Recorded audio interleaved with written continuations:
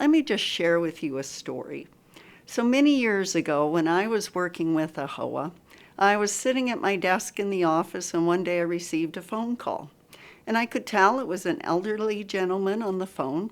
He explained that he was an AAHOA member, and he had a Super 8 hotel in an area near Joplin, Missouri. And he said he had been struggling financially.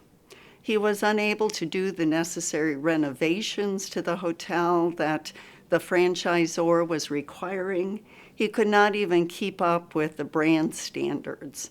And in fact, he said he had planned to retire many years before, but he couldn't afford to do so. And then unfortunately, his wife had passed away, and he took all of her life insurance money, invested it in the hotel, and it still wasn't enough. He had borrowed money from family and friends and just was at the end of his rope.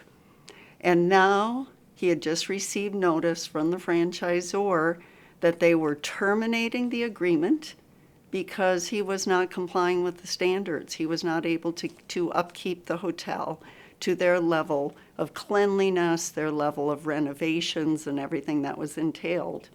And on top of that, he had received a letter that now he owed liquidated damages because of the early termination in an amount of more than $150,000. And he simply didn't know what to do. So thankfully, I was able to call the franchisor, explain the situation.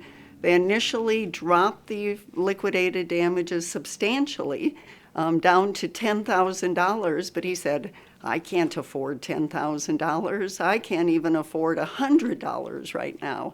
He said, I just want to operate this hotel as just an independent mom and pop hotel, and maybe I can save enough for my retirement and actually retire at one of these points.